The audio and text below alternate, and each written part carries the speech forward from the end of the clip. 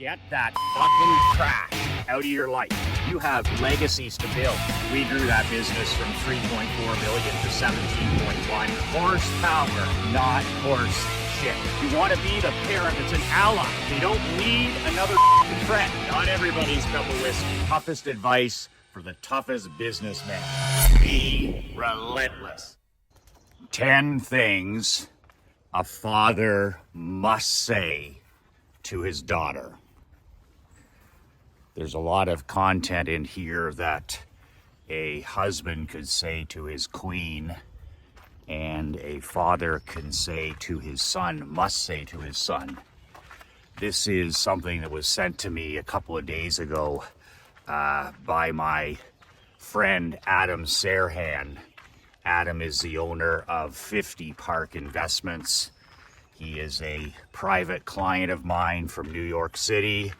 He has a second office in Orlando, Florida.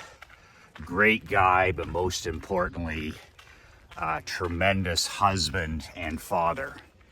I don't usually keep notes. I usually do these morning mental kick in the pants off the cuff. I don't write notes. I don't usually know what I'm even going to speak about until a few minutes before I come down and drink 2 glasses of water. But this was such a strong message. I thought I would share the 10 points with you, and you can see how you can use them in your life. Whether you're a husband, whether you're a father, whether you're a grandfather. 10 things a father must say to his daughter. This, of course, resonates with me. I have a 10-year-old daughter, Emery Eva McLean. Emery is named after my mom. My mom is turning 90 years young this coming December. Eva McLean. My daughter is named after my mom. So these lessons have a special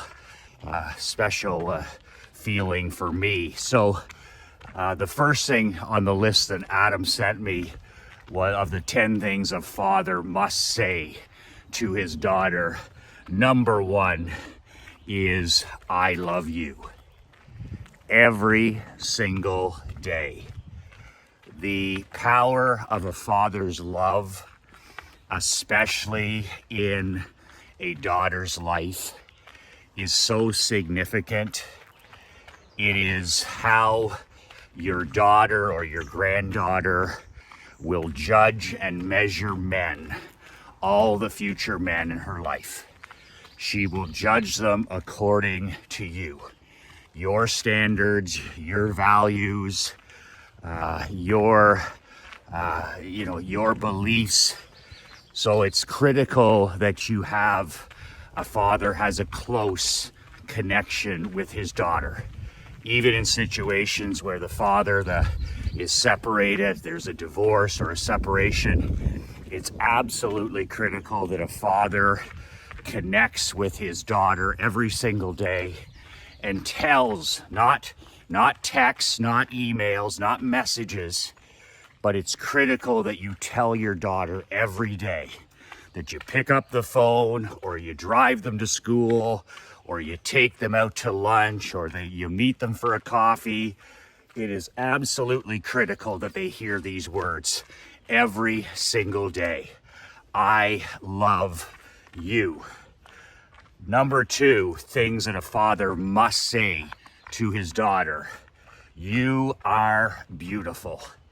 It is so important for self-image and self-esteem, which literally drive a person's life. Their future life is dependent so much on self-esteem, self-image. It's so important that they hear these words again daily from you. I make it a point every day to call my daughter beautiful. The first thing I say in the morning is good morning, beautiful. And it's not just in a way saying, well, you're beautiful or you're attractive or you're good looking or any of that stuff. It's that you're a beautiful person inside and out. And I think it's so critical to build self-image and self-esteem in our children. Because once again, you can't outlive your self-image. You can't out-accomplish your self-esteem. So if we can build this feeling of self-love in our children every single day, in our grandchildren every single day, when challenges happen and tough things occur in life and it rains, these are things that this is where your self-image kicks in. This is where your real self-esteem, not affirmations or any of that self-talk. It's where the way you really see yourself, the way they really feel about themselves kicks in. So it's very important that we tell our daughter that, we build a sense of what I call healthy confidence in themselves, that they are confident, they are certain, they are humble, they have an attitude of gratitude, and they know that they are beautiful inside and out. Number 3, this is a biggie, and you don't hear this very much from the pretend experts or the fuzzy-headed academics or the virtue signaling tomato cans. Respect your mother. Respect your mother. I said this one 2 days ago when Emery was raising her voice, and she was talking to Krista in a loud voice, which she rarely ever does, because we simply would not ever tolerate disrespect. There's no problem ever with being upset. Krista and I encourage our daughter to show emotion. We don't want her pushing down emotion. We want her to be mentally tough. We want to have her have emotional control. But when she's mad, I want to know that she's mad. When she's angry, I want her to show me that she's angry. When she's happy, I want to know that she's happy.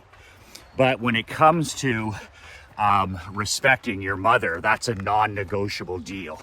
That's a situation where it's all about, you can say what you want, but you always treat your mother with respect.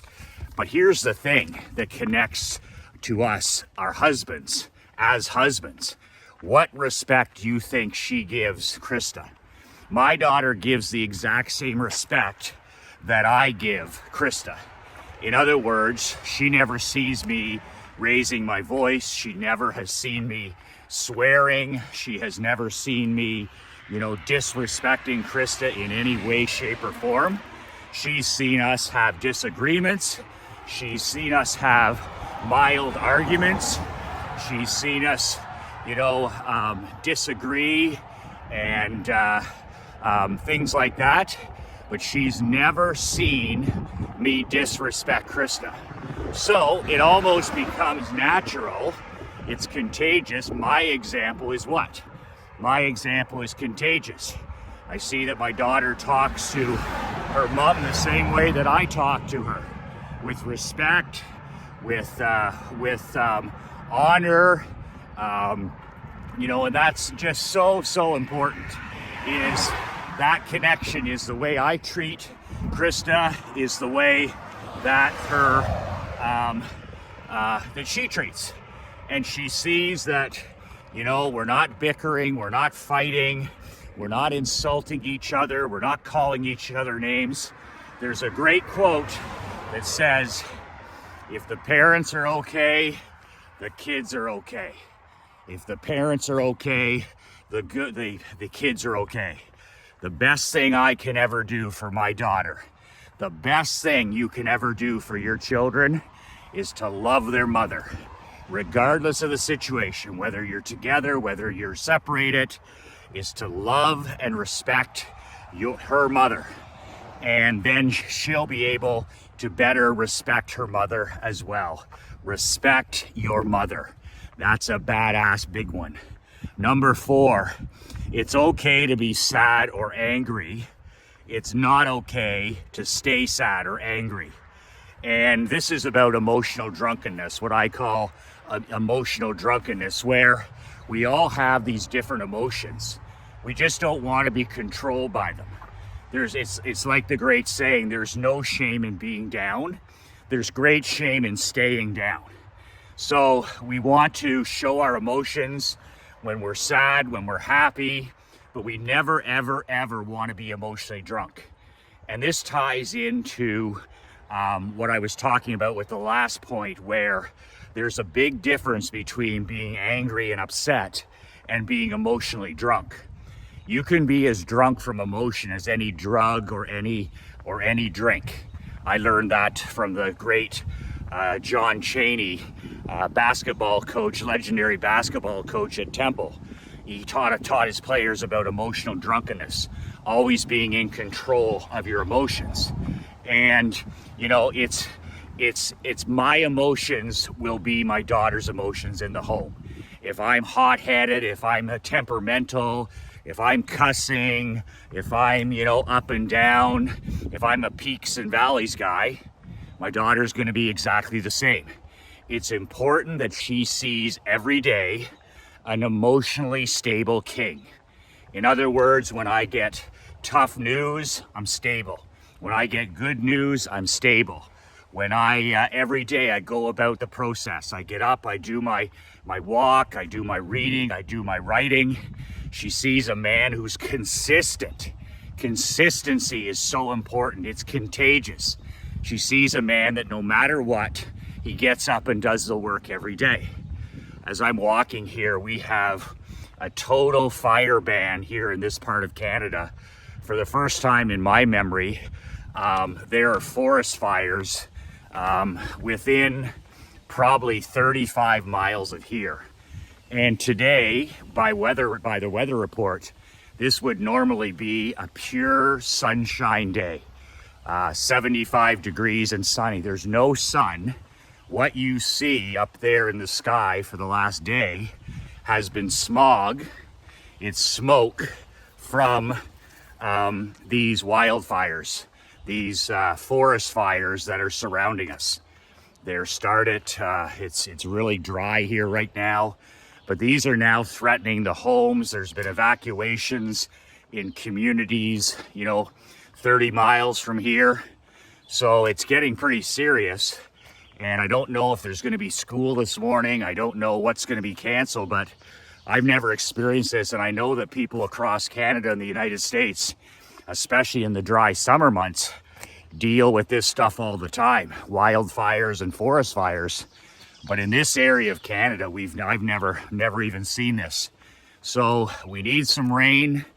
God bless those amazing hero firefighters and firemen and firewomen who are trying to do the next to impossible, which is control these fires, save people's homes, save people's businesses, save people's lives. I'll keep you updated over the next few days on what's happening exactly here in Eastern Ontario. Number 4, you can't give what you don't have. So for my daughter to be a loving person, her parents, I need to be a loving person.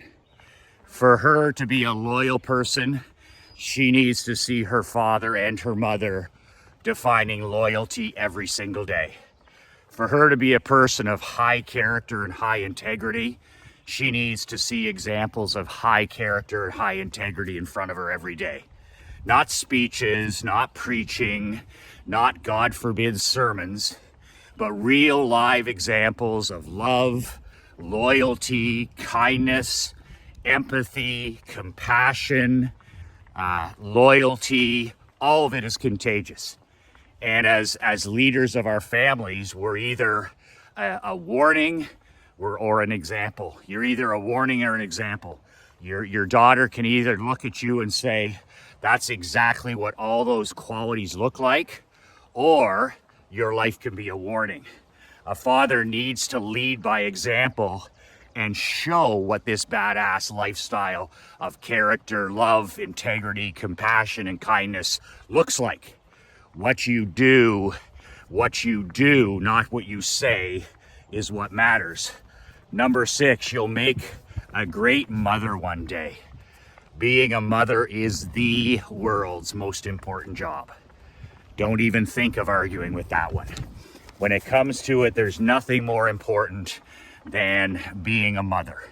And the impact that you have on the infant, on the child, on the teenager, on the young adult. So this is one that I've started saying to my daughter quite a bit at bedtime when we talk, because even though she's only 10, she loves when we talk about her being a mother. She loves it. She goes, I'm going to be a mummy like Krista.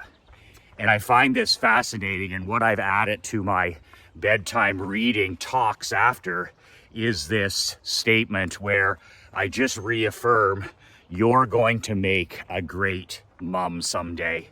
I said this last night to her at the lights out, and you should have seen the smile on her face. It was like I gave her the greatest gift in the world. And then she asked me the question. She just smiled and said, how so? Why? How so? And then I gave her all the qualities of a wonderful mother. How she had incredible love, how she was strong, how she was kind, how she had compassion for other people, how all of these great things, how she was an amazing teacher, and how she was being taught by her mom, my wife Krista, you know, reading and prayer and all these amazing things. So it's the most important job in the world. It's not always fun, but the joy is amazing. And it's important that our daughters hear that we think they're someday going to be an amazing mom as well. Number 7, this is a big one. I talked about this the other day. Trust your golden gut.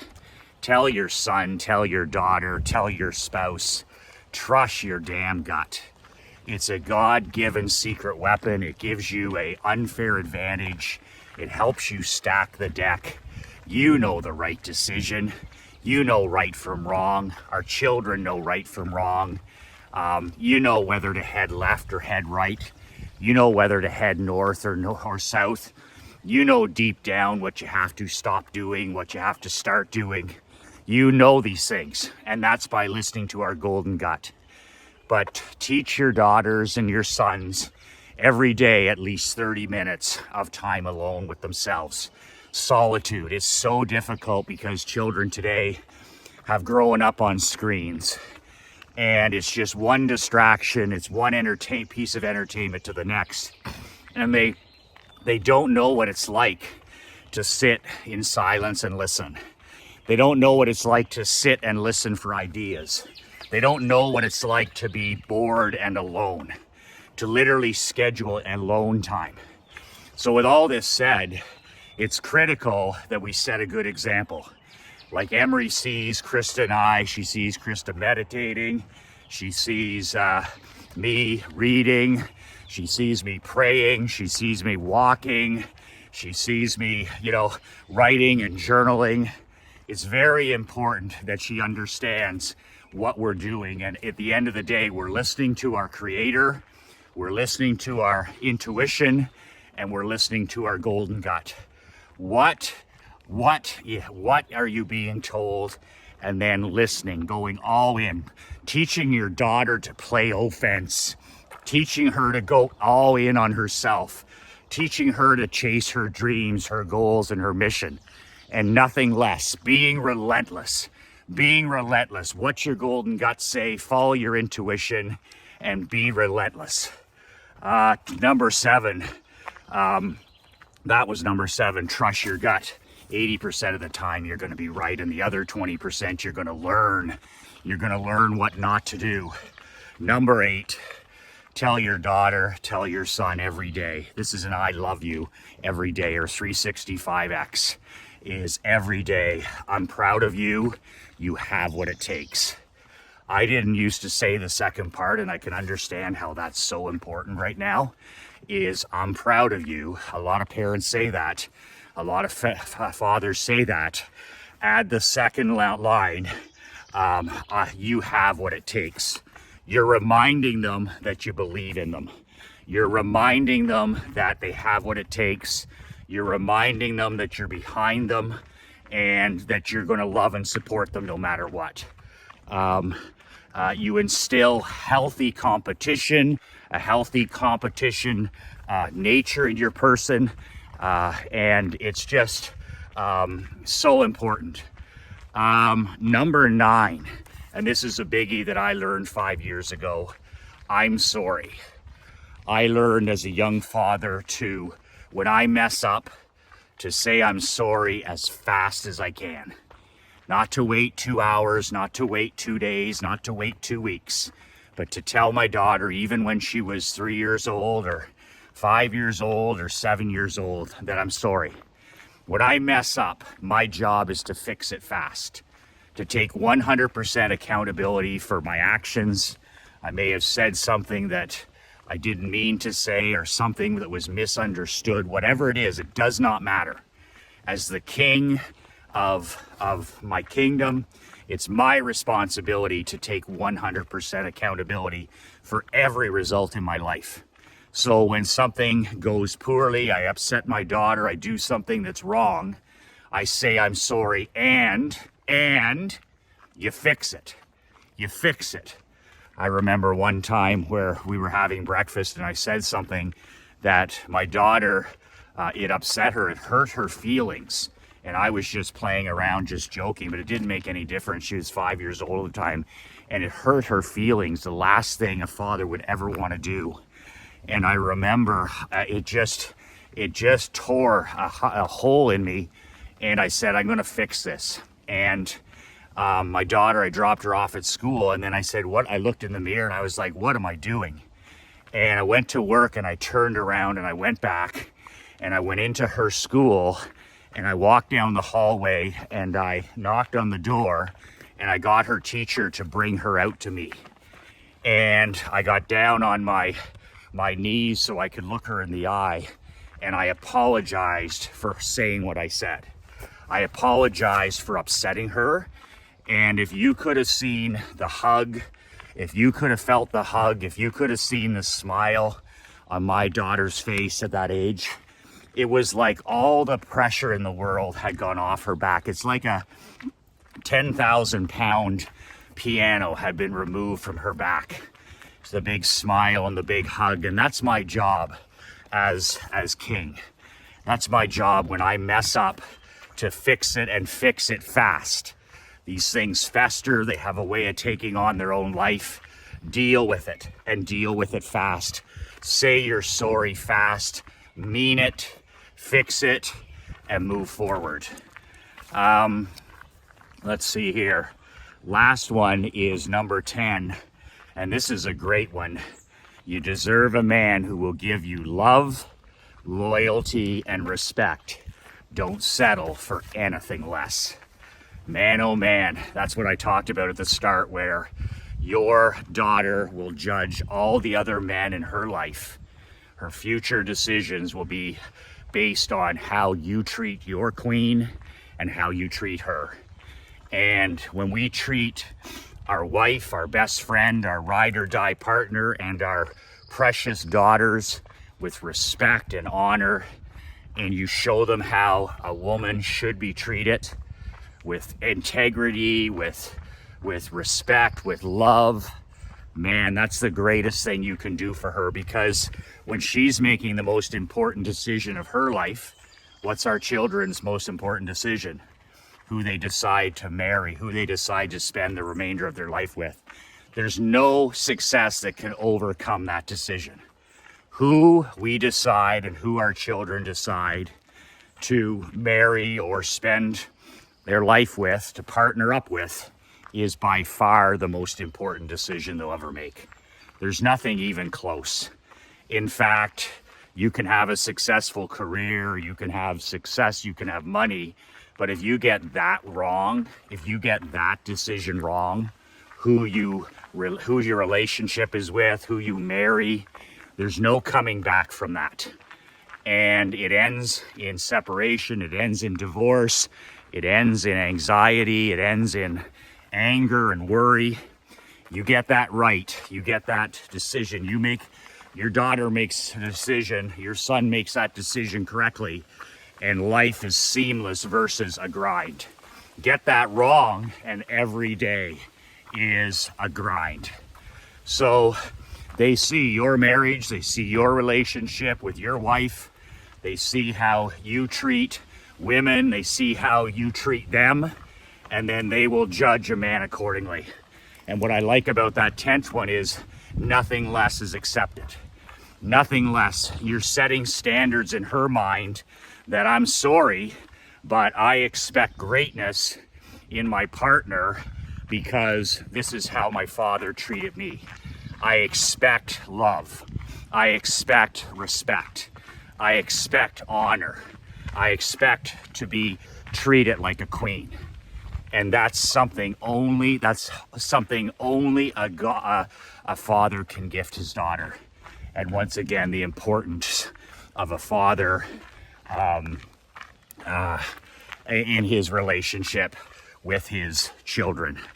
Boy, oh boy, it's tough, you know. It's tough being a dad in 2023. It's like being an entrepreneur, and if you're watching this, you're probably both. And it's not easy. We're under attack from the mob. We're under attack from the minority. It's the minority. Keep that in mind. And you know, we're the evil rich. We're the filthy rich. We're the greedy business owners, and we're the toxic masculine fathers. And it's real important that you just take that stuff and leave it at the door. Curate, swift sword that crap out of your life, and make sure that every day you're showing up as an elite husband and father. Nothing is more important than happens in your house, not the White House. We build these countries at the kitchen table. The stories you tell your children at 6 p.m. dinner, being mentally present. My wife Krista said to me a couple days ago, because I'm always questioning how I can be a better father, how I can do more, what I can do less of, what I need to stop doing, what I need to start doing. And she stopped me and she said simple. She says, the only thing Emery wants is your undivided attention. She wants your time. How do you spell love? T-I-M-E. How do you spell love? T-I-M-E. They don't care about the stuff that your money can buy. Sometimes they'll enjoy some of that stuff, but that's not what your children want. Our children want our time. And this is the thing. They want our unfocused and present time. If you can't be with your son or your daughter or your wife, and you can't have both feet in today, if you have to be sitting there looking at your watch or looking at your iPhone, then you need to screw it on straight and get your priorities in order. You need to start optimizing the important. The most important legacy, the only legacy that'll ever matter, will be built in your life after 5 p.m. Nobody's going to remember how much money you made. Nobody's going to remember what awards you won. Nobody's going to remember the hockey championships that I coached. They're not. Maybe a handful of people, maybe the immediate people in your life. But they're going to remember what kind of a husband you were, what kind of a father you were, what kind of a grandfather were you, and did you serve and help other people. So really important stuff. So that's it for today. If I don't have your fax number, please make sure that you can reply to this email and you can send the number over, and Leanne will add you to, I send it usually on Fridays. So good morning, a little bit of smoke. We're the only two out. Oh, it's tasty. And I usually say it's my best money and marketing information. There's no charge to add to my list. Yes, it's a fax list. If you don't have a fax, no problem. There's a software called MFax. I'll put the link below, where you can then receive my faxes in your email box. It's an inexpensive software called MFax. The link's below. If you don't have a fax machine, no problem. But make sure you get on my list. I send about a fax a week. It's 95% meat and potatoes. It's marketing, it's money making. Sometimes it's an article in a magazine, whatever's on my mind, whatever I think will help you the most, I'll fax that out to you. And you can print it off if it's MFax, or it'll be on your tray of your fax machine. To be added to the list for free, just reply to this email and with your number, and Leanne will add you to my righteous fax list. That's it for today. I hope you enjoyed that list. I hope you take it to heart. I hope you share it with somebody that needs to hear that, whether it's a father, whether it's a co-worker, whether it's a friend or a grandfather. Please, I appreciate your comments. I appreciate your likes. I appreciate you sharing these daily mental kick in the pants with your friends, with your family, anybody that needs to hear these messages, positive messages of hope. Please pay the tax, pay it forward, and share it with somebody that needs to hear this message as well. That's it. 2 words that change my life, 2 words that can change yours. Be relentless.